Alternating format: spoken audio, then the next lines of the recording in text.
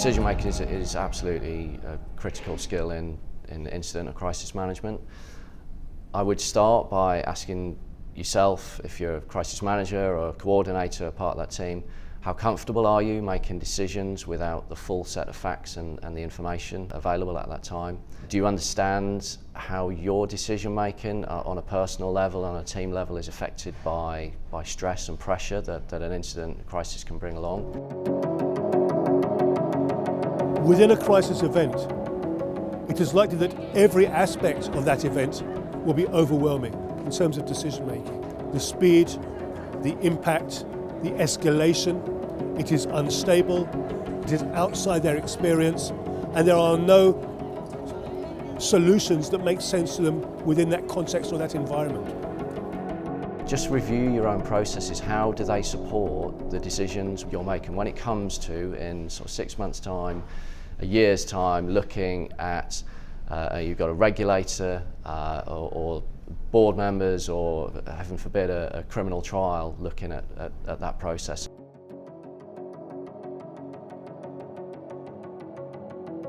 Just by having a position of leadership in an organisation doesn't necessarily make you an ideal crisis leader, capable of decision making under pressure in a different level of business environment to what the normal is.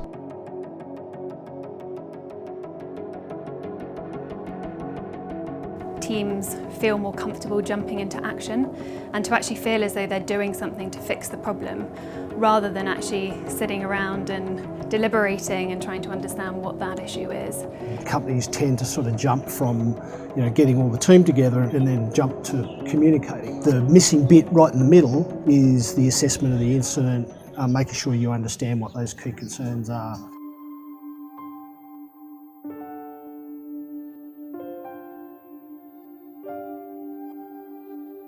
The issue about crisis management is that crises are almost always sudden and unexpected events. They are often unprecedented in their scale, scope and impact. And what this means is that the people within the organisation and the organisation itself often enter into a state of shock where they fail to truly understand what has happened, what the significance of those events are, and what are the actions they need to deal with it. The likelihood is that they do not have a model of response that they can consider when trying to choose the best options. One of the things we often see missing in most crisis management plans is good guidance when it comes to developing a response strategy. So response strategy should give guidance to the company as a whole, and certainly to the crisis management team, to focus everyone's attention on what's really important. What's really important is making sure that you balance the long-term interests of the business with the concerns and expectations that key internal and external stakeholders will have of you.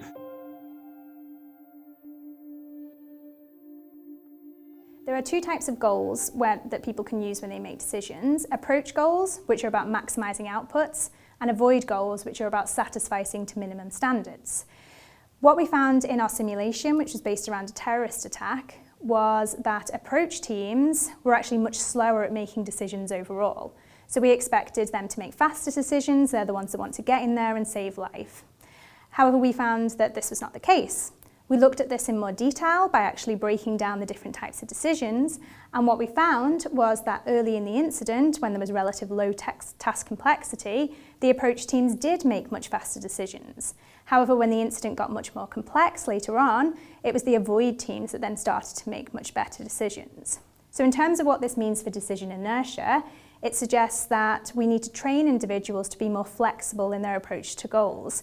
So rather than having a rigid adherence to a type of goal, they should be able to be flexible to the demands of the situation and change their goals accordingly. Secondly, it argues that in complex crisis situations, it might be suggestible to try and use goals that are more avoid-oriented, so satisficing to minimum standards and maybe picking the least worst option rather than the best option, because this might meet the context of a crisis and align with it much more clearly. There's always going to be a challenge with the amount of time that you have. You do want to slow things down. You always have more time than you think you do. You do need to make sure that when you're going through that process of doing the crisis assessment and understanding what it is that you're actually dealing with, that you take some time to understand what the actual problem is, and then you can think about what the potential options are that are available to you, and then you can make a well-informed decision. But obviously that needs to be balanced. You don't want to get to a point where you're sitting around and deliberating for a long period of time, but you do want to make sure that decisions are being made.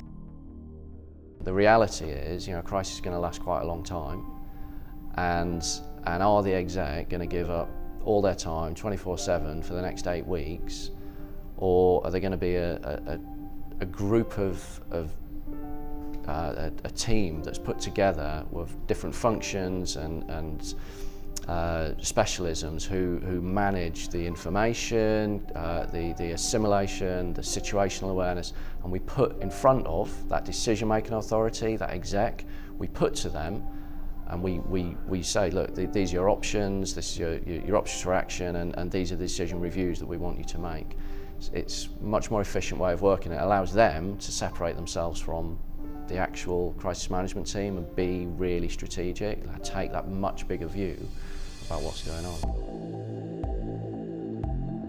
For a crisis event, the event itself may be unprecedented. It may be something that they have never experienced and the organisation has never experienced. And a tragic example of that sort of situation was the Grenville Tower fire. Although the responding fire officers have spent a lifetime gathering experience and understanding of how to deal with very serious fires, the truth is that Grenville Tower was so far outside their experience that nothing that they knew and nothing they had experienced could allow them to build a picture of what actually was happening.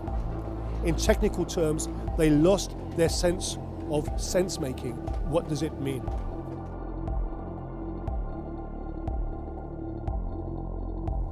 So one of the things I look at in my research is how decision-making derails under pressure.